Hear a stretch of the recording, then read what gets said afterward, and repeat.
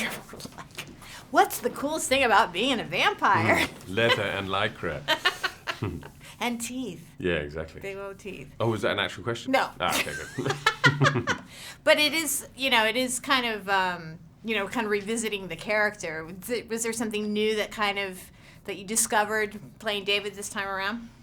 Yeah, I think he's a little older and a little wiser than he was before. He was kind of naive before. Yeah. He didn't know what was going on. Scared, young, dumb, full of something.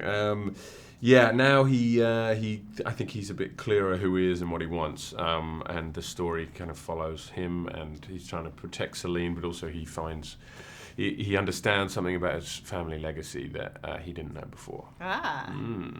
Which is, he has 3 nipples. As most vampires do. Exactly. That's a little known secret that people don't know. Vampires have 3 nipples. Yeah.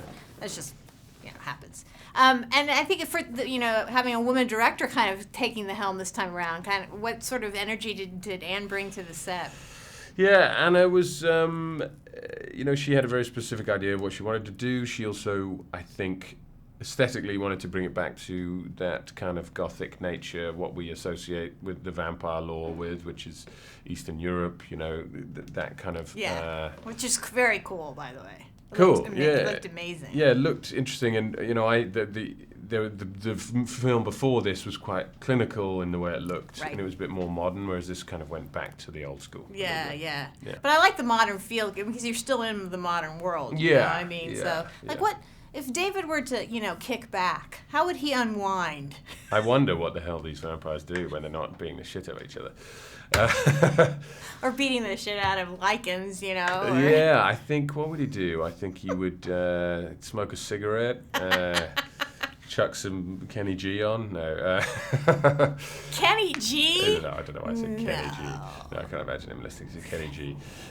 Slipknot, maybe. Yeah, right? I think he would do that. Maybe go for a drive. Also, these vampires have shitloads of cash. I always wondered how they have so much cash. Yeah, how do they get all this money? I don't know. Yeah. They always are rich. Vampires are always rich. Good at playing the stocks, I guess. Or maybe they've just, through centuries have, gained the... That's true. Yeah, property value goes up. Exactly. Over 8 centuries. Right.